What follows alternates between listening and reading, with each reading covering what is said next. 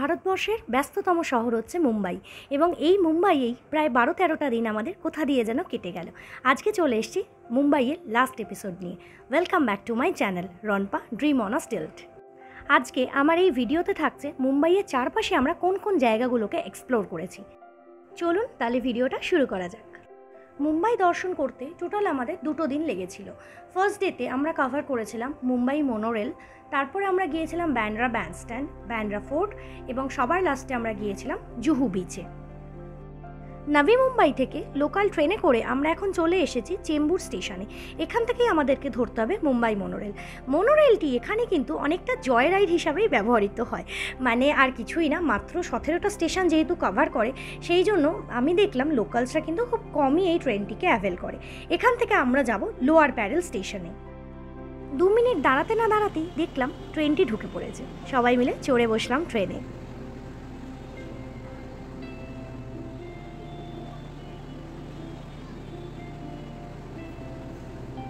Monorail যেহেতু শহরের অনেকটাই ওপর দিয়ে যায় সেই জন্য নিচের রাস্তাঘাট এবং চারপাশের হাই রাইজ বিল্ডিংসগুলো কিন্তু দারুণ লাগছিল, মানে ব্যাপারটা জয় রাইড হিসেবে কিন্তু একদম পারফেক্ট। মোনোরেল করে লোয়ার প্যারেল স্টেশন অবধি এসে ওখান থেকে আমরা চলে গেছিলাম ওয়ার্লি হয়ে ব্যান্ড্রাতে। লোয়ার প্যারেল স্টেশন থেকে যখন আমরা ওয়ার্লির দিকে যাচ্ছিলাম ড্রাইভার দেখালেন সামনেই রয়েছে অ্যান্টিলিয়া, যেটা মুকেশ আম্বানির বাড়ি। তবে যেটা দেখে অবাক হলাম, অ্যান্টিলিয়ার সামনে কিন্তু রয়েছে বেশ কয়েকটি বড় বড় অ্যাপার্টমেন্ট। সামনের দিকে বোধহয় উনি জায়গা পাননি। জোকস অ্যাপার্ট প্রথমতেই দেখে নিলাম ঈশা আম্বানির এই বাড়িটিও। এরপর আমরা দেখে নিয়েছিলাম আরও বেশ কিছু অ্যাক্টর এবং অ্যাক্ট্রেসদের বাড়ি। যাই হোক, সেই সব দেখে আমরা এগিয়ে চলেছি এখন ব্যান্ড্রা সি লিঙ্ক দিয়ে। আজকের আমাদের next destination Bandra fort. Bandra fort থেকে সি লিঙ্কটা দেখতে কিন্তু অসাধারণ লাগে। ফোর্ট বলতে সেরকম কিছুই নেই, এরকম দেখলাম প্রচুর স্টেয়ার্স করা রয়েছে। ফোর্টের অস্তিত্ব আজকে একদমই প্রায় মানে জরাজীর্ণ, সেরকম কিছুই নেই ফোর্টের ওপরে, কিন্তু তাও ওপর থেকে চারপাশের ভিউটা কিন্তু দারুণ লাগে। এইবারে মুম্বাই ট্রিপে এসে আমরা অনেকগুলি ফোর্ট কভার করেছি, সেই সমস্ত ভিডিও রয়েছে আমার চ্যানেলে, আপনারা যদি না দেখে থাকেন একবার দেখে নিতে পারেন। ফোর্টের ওপর থেকে বেশ কয়েকটি সুন্দর ছবি তুলে এবং ব্যান্ড্রাকে একরাশ ভালোবাসা জানিয়ে আমরা এইবার নেক্সট ডেস্টিনেশনে চলে যাব, যেটা হচ্ছে কিং খানের বাড়ি। মুম্বাই এসছি আর শাহরুখ খানের বাড়ি না দেখলে সেটা কি চলে। চলে গেছিলাম মান্নাত দেখতে। মান্নাত দেখে এর পরের আমাদের গন্তব্য জুহু বিচ। পাঁপড় ভাজা আর বড়া পাও খেতে খেতে জুহু বিচের সৌন্দর্য উপভোগ করতে কিন্তু দারুণ লাগছিল। তার সাথে মনটাও একটু ভারাক্রান্ত ছিল, কারণ মুম্বাই ট্রিপ আমাদের অলমোস্ট শেষের পথে, আর 2 দিনই আমরা এখানে থাকব। পরন্ত বিকেলে মেঘাচ্ছন্ন জুহু বিচ হয়ে উঠেছিল লোকজনের কলকাকলিতে মুখরিত। আজকে সারাদিনের প্রোগ্রামের লাস্ট স্টপ ছিল এই জুহু বিচ।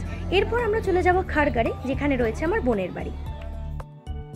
আজকে আমাদের মুম্বাই সিটি ট্যুরের সেকেন্ড ডে। ভীষণ সুন্দর রোদ ঝলমলে একটা সকাল, কি দারুণ লাগছে না। এখন আমরা চলেছি ভাসি ব্রিজ দিয়ে। আজকে আমাদের কিন্তু বেশ অনেকগুলো জায়গা কভার করার আছে। এখন আমরা যাচ্ছি গেটওয়ে অফ ইন্ডিয়া দেখতে। যেতে যেতেই পথমধ্যে চোখে পড়লো এই ডাবল ডেকার বাসটা। এখানে কিন্তু এইরকম বাস অনেক চলে, এগুলো মুম্বাই সিটি ট্যুর করায়। গেটওয়ে অফ ইন্ডিয়া দেখে ওখান থেকে আমরা লঞ্চের জন্য টিকিট কেটে নিলাম। এখন আমাদের ডেস্টিনেশন এলিফ্যান্টা কেভস। প্রায় ঘন্টা দেড়েকের এই বোট রাইডটা ছিল কিন্তু অসাধারণ। মুম্বাই নগরীকে দূরে সরিয়ে রেখে আস্তে আস্তে আমরা এগিয়ে চলেছিলাম এলিফ্যান্টা কেভসের দিকে। দূরে মুম্বাই সিটিটা যেন আমাদেরকে হাতছানি দিয়ে ডাকছিল, অসাধারণ লাগছিল। পুরোটা মনে হচ্ছিল যেন একটা ছবিতে আঁকা। প্রচুর বড় বড় জাহাজ আমরা দেখে নিলাম। কিছুক্ষণ যেতে না যেতেই চোখে পড়লো একটা ভীষণ মজার জিনিস। এইরকম করে সিগালসগুলো হাত থেকে এসে খাবার খাচ্ছিল। এই খাবারগুলো কিন্তু ওখানে কিনতে পাওয়া যায়। আচ্ছা, এখানে একটা ছোট্ট ইনফরমেশন দিয়ে দিই। এলিফ্যান্টা কেভস যাওয়ার জন্য আমরা যে বোটটিকে অ্যাভেল করেছিলাম তার ভাড়া পড়েছিল 260 টাকা করে পার হেড, এবং এই ভাড়াটি 2 ওয়েজের জন্যে।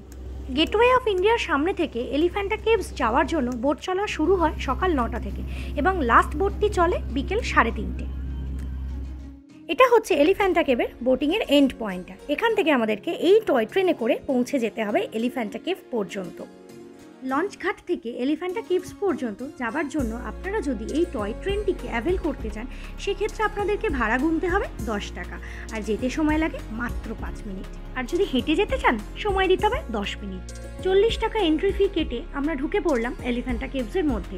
আচ্ছা, একটা জিনিস জানিয়ে রাখি, 15 বছরের নিচের বাচ্চাদের কিন্তু কোনো রকম এন্ট্রি ফি লাগে না।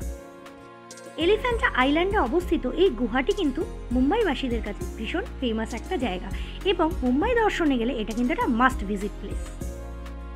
এই এলিফ্যান্টা কেভসের যে সমস্ত রক কাট স্কাল্পচার রয়েছে, সেগুলি কিন্তু ভগবান শিবকে উৎসর্গ করেই বানানো। মূল কেভের অংশের চারপাশে রয়েছে 3খানা বড় বড় এরকম খিলানযুক্ত বারান্দা। আর এই হচ্ছে এলিফ্যান্টা কেভস যে জন্য বিখ্যাত, সেই ত্রিমূর্তি, অর্থাৎ ব্রহ্মা, বিষ্ণু এবং মহেশ্বরের মূর্তি। এই সমস্ত স্কাল্পচার্সগুলো দেখতে দেখতে আমাদের অজন্তা ইলোরার কথা মনে পড়ে যাচ্ছিল। যাই হোক, আমাদের এলিফ্যান্টা কেভ দর্শন শেষ হলো, এইবার আমাদেরকে ফেরার পথ ধরতে হবে। ফেরার সময় আমরা অসাধারণ একটা সানসেটের সাক্ষী রইলাম, তুলে নিলাম বেশ কয়েকটা সুন্দর সুন্দর ছবি। যখন আমরা গেটওয়ে অফ ইন্ডিয়াতে এসে পৌঁছালাম, তখন তাজ কিন্তু রঙিন আলোতে এইভাবে সেজে উঠেছে।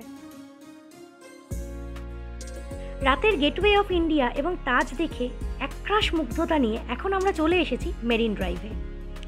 সত্যি, মেরিন ড্রাইভটা দেখে এখন বুঝলাম কেন একে কুইন্স নেকলেস বলা হয়, নামটা কিন্তু যথার্থ। মেরিন ড্রাইভে গিয়ে আমরা বসেছিলাম নরিমান পয়েন্টের কাছে। মুম্বাইয়ে আজকেই আমাদের শেষ রাত, কালকে খুব সকালে আমাদের ফ্লাইট রয়েছে, ফিরে যেতে হবে কলকাতায়। 2 সপ্তাহ দারুণ কাটল। মুম্বাই এয়ারপোর্টটিও কিন্তু দেখার মতন।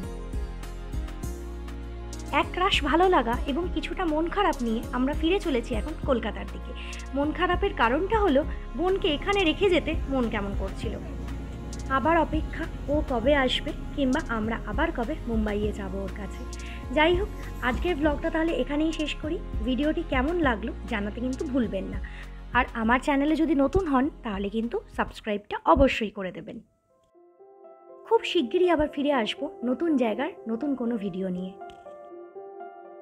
ততদিন সবাই খুব ভালো থাকবেন। মেঘেদের রাজ্য দিয়ে উড়তে উড়তে একটা সময় দেখা পেয়ে গেলাম গঙ্গার, বুঝে গেলাম আমরা কলকাতায় এসে পৌঁছেছি।